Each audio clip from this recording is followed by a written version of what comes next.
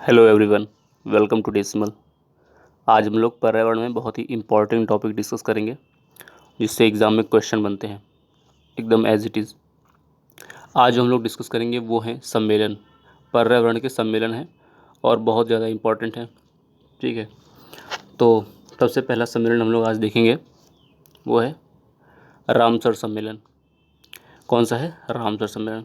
देखो, इसमें जो रामसर सम्मेलन है, मतलब कोई भी सम्मेलन इसमें जो है पहले स्थापना वर्ष दी गई है। ठीक है, जो बनाया है इसमें पहले स्थापना वर्ष इधर मिलेगा आपको। ठीक है, फिर इधर उद्देश्य मिलेगा, फिर इधर टिप्पणी। ठीक है ना, इसमें इसमें लिखा हुआ है, बाकी आगे आगे नहीं लिखा हुआ है, इसलिए बता दे रहा हूँ कि जो ये है स्थापना वर्ष है, ये उद्देश्य है और ये टिप्पणी है। ठीक है, तो रामसर के बारे में देखते हैं सबसे पहले। तो रामसर सम्मेलन जो हुआ था उसकी स्थापना जो है, मतलब स्थापना वर्ष क्या है? 1971।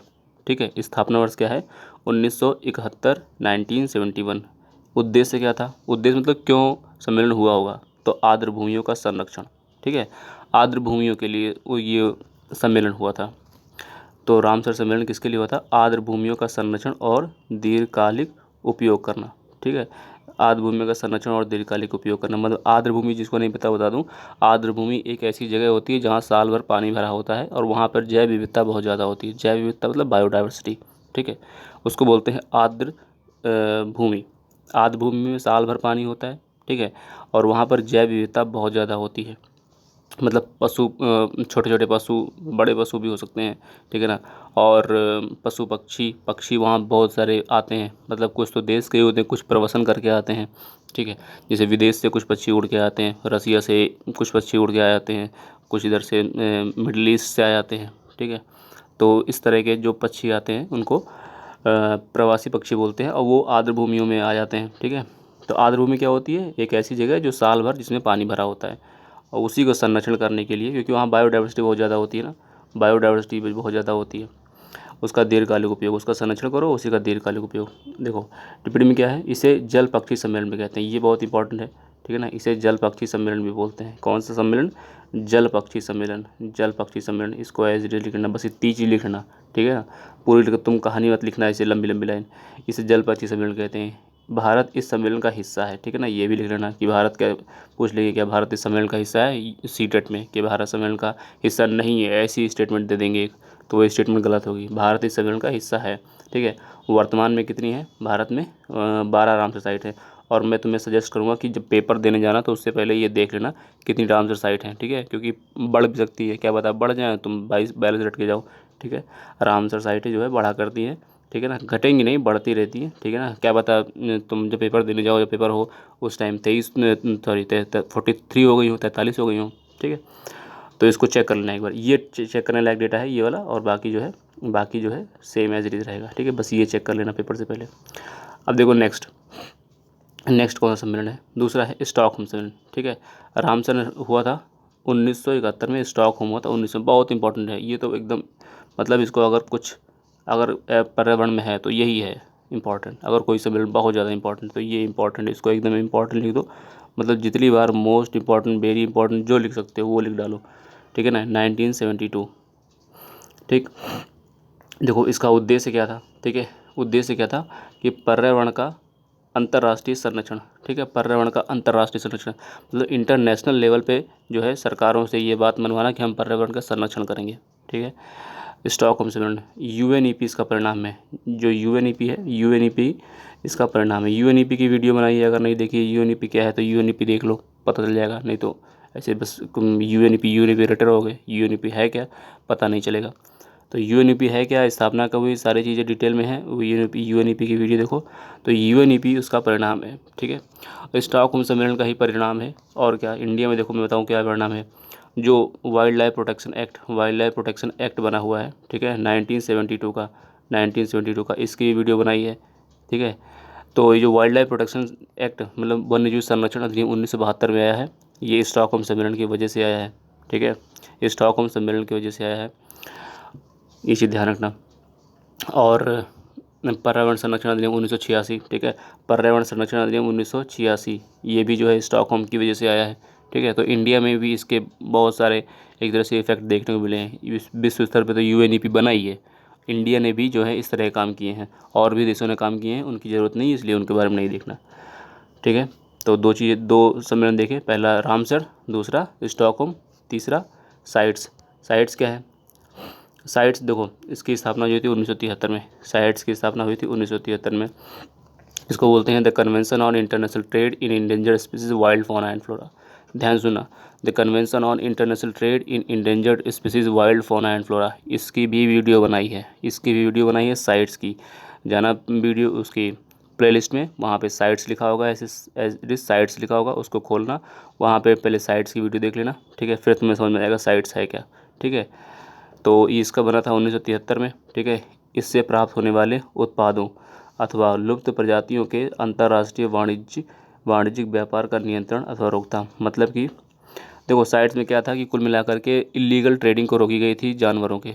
ठीक है, मतलब जैसे कि कोई हाथी दांत एक्सपोर्ट कर रहा है, ठीक है, या फिर किसी गेंडे की सींग एक्सपोर्ट कर रहा है, या किसी जानवर की खाल एक्सपोर्ट कर रहा है, या डायरेक्ट पूरा जीता जागता पशु एक्सपोर्ट कर रहा है। ठीक है, तो उसकी ट्रैफिकिंग करो इलीगल तरीके से। सरकारें तो आपस में करती ही रहती हैं, सरकारें करती रहती हैं। अभी देखो शायद ये जो है इंडिया में चीता आने वाले हैं। ठीक है ना, इंडिया में चीता आने वाले हैं, तो वो तो एक तरह से सरकारों के बीच समझौता है। ठीक है, इंडिया में चीता आने वाले, इंडिया में चीता एक भी नहीं है, बाघ हैं बाघ, चीता नहीं है, चीता ध्यान रखना, इंडिया में भी चीता नहीं है, आएंगे ईरान से। ठीक है, आगे देखो, इसमें इसे वाशिंगटन सम्मेलन के नाम से भी जाना जाता है। तो इसे दूसरा नाम क्या याद रखोगे? वाशिंगटन सम्मेलन। इससे दूसरा नाम क्या याद रखोगे? वाशिंगटन सम्मेलन। ठीक है ना, ये याद रखना, वाशिंगटन सम्मेलन, इसको ध्यान रखना, वाशिंगटन सम्मेलन, दूसरा नाम वाशिंगटन सम्मेलन।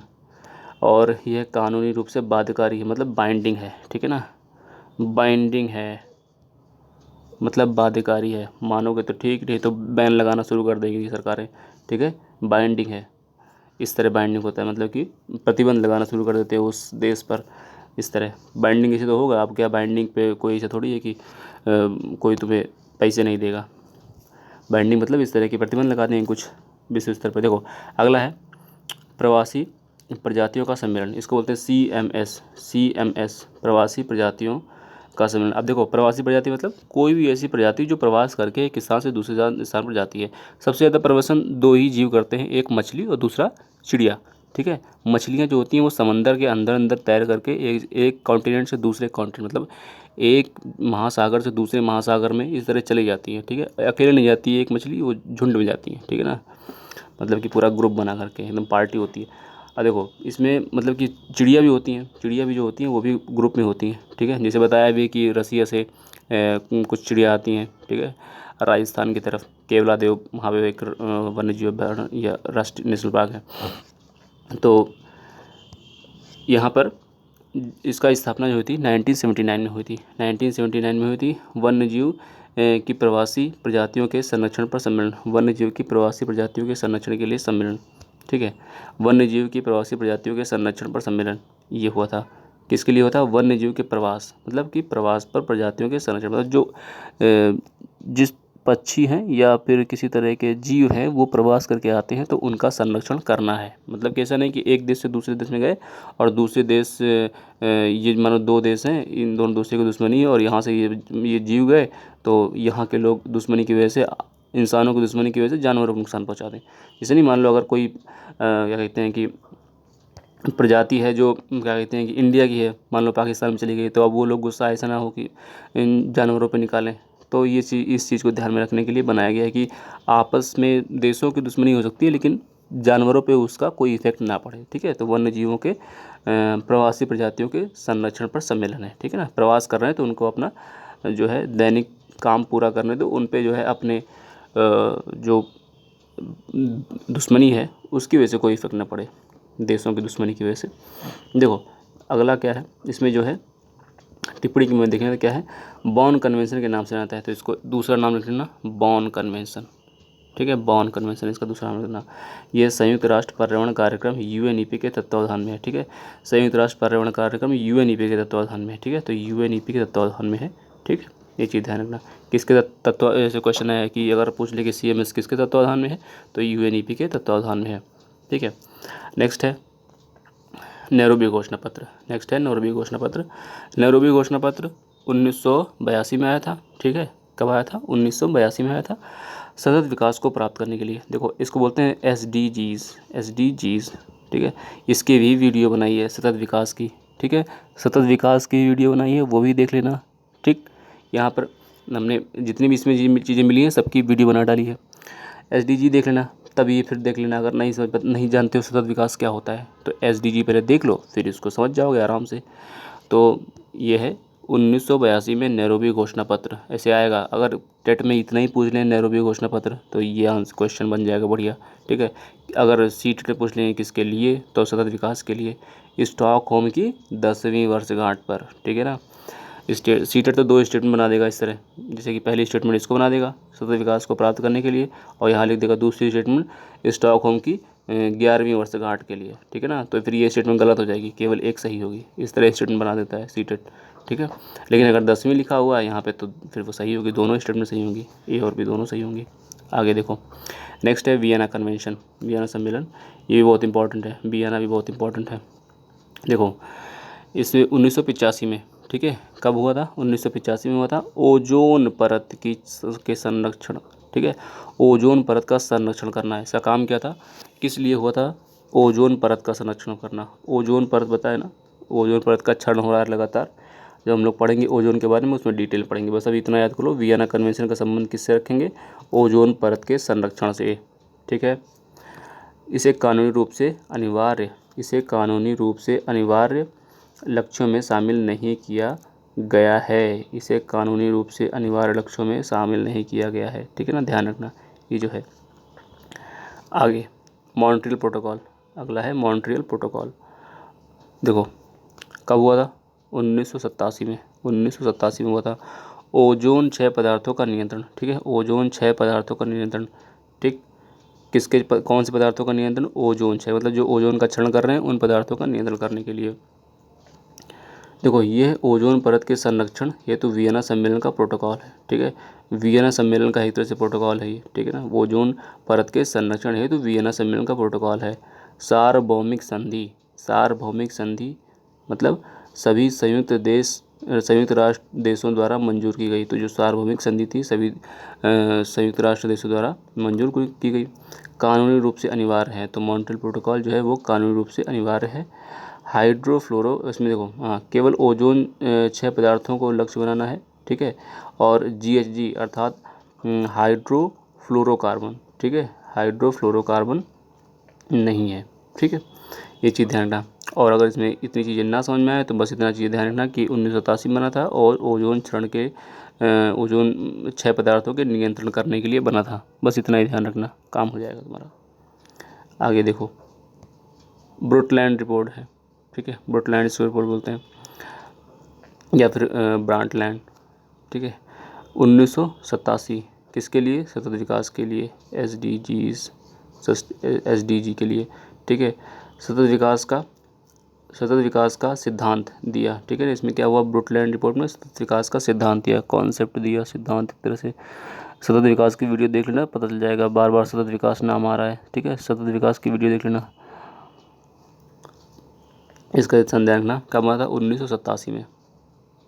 आगे देखो, फिर है पृथ्वी शिखर सम्मेलन, संयुक्त राष्ट्र पर्यावरण एवं विकास सम्मेलन। पृथ्वी शिखर सम्मेलन अथवा संयुक्त राष्ट्र पर्यावरण एवं विकास सम्मेलन या रियो घोषणा, या रियो। ठीक है, कब हुई थी? 1992 में। पृथ्वी शिखर सम्मेलन बहुत बार पूछा गया, कब हुआ था? पृथ्वी शिखर सम्मेलन 1992, ध्यान रखना। ठीक है, पर्यावरण क्यों हुआ था? उद्देश्य क्या था? पर्यावरण संरक्षण का एवं विकास करना। ठीक है, पर्यावरण संरक्षण एवं विकास। इसके 27 सिद्धांत थे। ठीक है, 27 नहीं याद रखने। ठीक है ना, बस इतने ध्यान रखो, 27, इतने ही बहुत क्वेश्चन बन जाएगा। पूछ लेंगे कि पृथ्वी शिखर सम्मेलन के कितने सिद्धांत थे? ठीक है, 25, 26, 27, 28, बस इतने में काम हो जाएगा।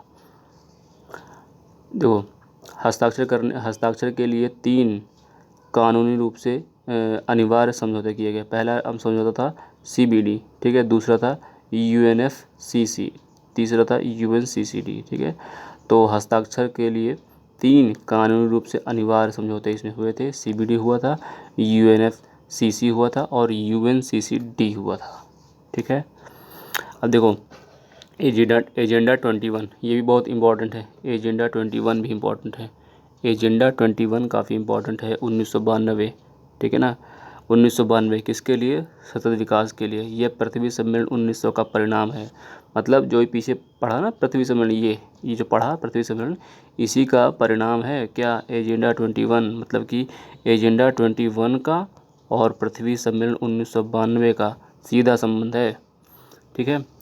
एजेंडा 21 का और पृथ्वी सम्मेलन का सीधा संबंध है आपस में। मतलब पृथ्वी सम्मेलन हुआ होगा, उसी की वजह से एजेंडा 21 आया, ठीक। कब? 1992 की बात है। क्यों? उद्देश्य क्या है? सतत विकास। पृथ्वी सम्मेलन 1992 का परिणाम है। एजेंडा 21 21वीं सदी को दर्शाता है। कैसे दर्शाता है? 21वीं, जो हम लोग 21वीं सदी चल रही है ना, इसमें 21st सेंचुरी, ठीक है ना, उसको दर्शाता है। और अनिवार्य नहीं है, ठीक है ना। मतलब कोई अनिवार्य नहीं है। अगर सरकारें नहीं मानती हैं इस चीज़ के जो इसमें हैं बातें, तो कुछ ज़्यादा उनका विरोध नहीं होगा विश्व स्तर पे, ये बात है। आगे देखो, इस वीडियो में इतना ही है, ठीक है। इस वीडियो में इतना ही है। बाकी भी सम्मेलन पूरे नहीं हुए हैं, हम लोग अभी बचे हुए सम्मेलन अगली वीडियो में डिस्कस करेंगे। और ये सम्मेलन जो है पूरे एक बार जो है, देखो मैं रिवाइज़ करा दे रहा हूँ, और इसको एक बार ध्यान से पढ़ लेना, नोट्स बना लेना इसके, ठीक है ना। क्योंकि पढ़ने को तो बहुत कुछ है, लेकिन क्या पढ़ना है वो पता होना चाहिए ना। तो देखो मैं बता दूँ, सबसे पहले तुम इसका नाम लिखना ऊपर, रामसर सम्मेलन, स्थापना वर्ष डाल लेना, बस उद्देश्य डाल लेना।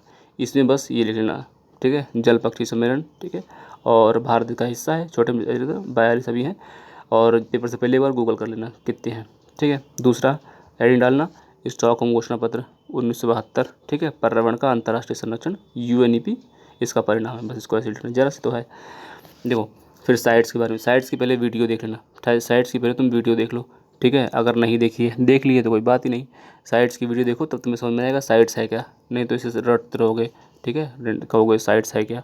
1973, ठीक है, हेड ये लिख लेना। वाशिंगटन सम्मेलन के नाम से जाना था, ये चीज़ लिख लेना, ठीक है। इसका फुल फॉर्म ही अगर पूछ लेना, इसका फुल फॉर्म ही अगर पूछ लें तो बहुत लोगों को दुख हो जाएगा, ठीक है। इसका फुल फॉर्म भी उसमें वीडियो में दिया हुआ है, सारी चीज़ें डिटेल में दी हुई हैं। और कानूनी रूप से बाध्यकारी, एक तरह से बाइंडिंग है, बस ये चीज़ लिख लेना। आगे देखो, जैसे CMS है, बताया था इसमें CMS में क्या होता है, प्रवासी पक्षियों का या जीवों का, किसी भी तरह का जीव का संरक्षण, ठीक है। मतलब कि अगर दो देशों की दुश्मनी है तो आपस में दुश्मनी रखो, लेकिन जो प्रजातियां हैं जीवों की, उन पे कोई इफेक्ट नहीं आना चाहिए, उनको मारेंगे नहीं या उनको किसी तरह सताएंगे नहीं, ठीक है। तो ये कब हुआ था? 1979 में, प्रवासी पक्षियों के लिए 1979 में, ठीक है। इसे बॉन कन्वेंशन, ये क्वेश्चन बहुत बार पूछा गया कि बॉन कन्वेंशन क्या होता है, तो CMS ध्यान रखना, ठीक है। अब नैरोबी घोषणा पत्र ध्यान रखना, इसका सन ही ध्यान रखना, बस काफ़ी है। नैरोबी घोषणा पत्र पूछ लेंगे कब आया, 1982 में, सस्टेनेबल डेवलपमेंट के लिए, ठीक है, सतत विकास के लिए, स्टॉकहोम की 10वीं वर्षगांठ, ठीक ऐसे। वियना कन्वेंशन 1985 में हुआ था, ठीक है, ओजोन परत के लिए कानून रूप से अनिवार्य न्यूनीकरण लक्ष्यों को शामिल नहीं किया गया है, ठीक। ये भले मत लिखना, ये चीज़ भले मत लिखना बस, लेकिन जो है ये लिख लेना। मतलब वियना कन्वेंशन में अगर ये नहीं लिखोगे तब भी चलेगा, बस ये लिख लेना और ये लिख लेना, ठीक है। मॉन्ट्रियल प्रोटोकॉल बहुत इंपॉर्टेंट, इसका सन लिख लेना, ओजोन के लिए लिख लेना, ठीक है। और यह परत के, ओजोन परत के संरक्षण है तो वियना कन्वेंशन का प्रोटोकॉल है, लिख लेना, ठीक है। बस इतना ही लिख लेना, इसमें काम आ जाएगा। मॉन्ट्रियल प्रोटोकॉल पूछा बहुत जाएगा, इसका सन ही बहुत पूछा गया है, सन बार बार पूछते हैं इनका, किसी एग्ज़ाम वालों का मन ही नहीं भरता, बहुत पूछते हैं इसको, ठीक है ना, क्योंकि इंपॉर्टेंट है इस, ठीक है ना, बहुत इंपॉर्टेंट है वो, इसलिए। और ये रिपोर्ट ध्यान रखना कब आई थी, ब्रॉटलैंड रिपोर्ट, ठीक है, 1987, किसके लिए? SDG के लिए, सतत विकास के लिए। और ये पृथ्वी शिखर सम्मेलन बहुत इंपॉर्टेंट, पृथ्वी शिखर सम्मेलन 1992, ठीक है। कितने सिद्धांत थे? 27 थे, ये ध्यान रखना, पूछ लेंगे तो फिर गड़बड़ हो जाएगी। 27 सिद्धांत ध्यान रखना, ठीक है। 3 तरह की चीज़ें ध्यान रखना। आगे देखो, एजेंडा 21 किसका परिणाम है? इसका पृथ्वी सम्मेलन का, ठीक है, पृथ्वी सम्मेलन का परिणाम है, ठीक है। एजेंडा 21 जो है पृथ्वी सम्मेलन का परिणाम है, और ये भी 1992 का है, सतत विकास, ठीक है, अनिवार्य नहीं है। इस वीडियो में इतना ही है, ठीक है। आगे अगली वीडियो में बचे हुए सम्मेलन देखेंगे, ये सारे सम्मेलन के नोट्स बना लीजिए, ठीक है, बहुत इंपॉर्टेंट सम्मेलन है। और एनवायरनमेंट की काफ़ी लगभग वीडियो हो गई हैं, मतलब इतनी वीडियो हो गई कि तुम्हें एनवायरनमेंट में अगर 10 क्वेश्चन आते हैं तो 10 में से तुम 7-8 क्वेश्चन आराम से कर ले जाओगे। ठीक है, 7-8 क्वेश्चन आराम से कर ले जाओगे, इतने एनवायरनमेंट की वीडियो बन चुकी हैं। और सारी वीडियो देख डालो।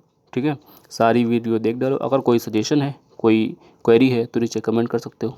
ठीक है, और कंप्यूटर की वीडियो देख लो, संविधान की वीडियो पढ़ रही हैं, एनसीईआरटी। ठीक है, एनसीईआरटी एज इट इज़। ठीक है, वो उससे भी क्वेश्चन बनते हैं ईवीएस में, तो वो भी देख डालो। ठीक है, तब तक के लिए धन्यवाद। आप लाइक कर सकते हैं, शेयर कर सकते हैं और सब्सक्राइब कर सकते हैं। लाइक कर सकते हैं, शेयर कर सकते हैं, सब्सक्राइब कर सकते हैं अपने दोस्तों के साथ जो तैयारी कर रहे हैं। ठीक है, मिलते हैं नेक्स्ट वीडियो में इसके बचे हुए पार्ट के साथ। तब तक के लिए धन्यवाद।